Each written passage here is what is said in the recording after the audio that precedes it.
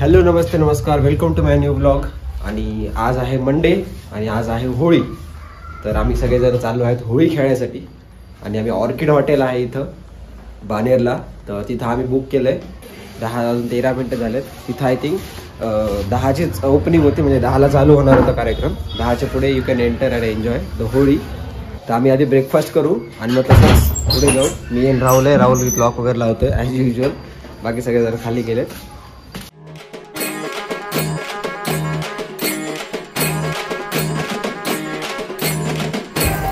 So we have reach orchid hotel.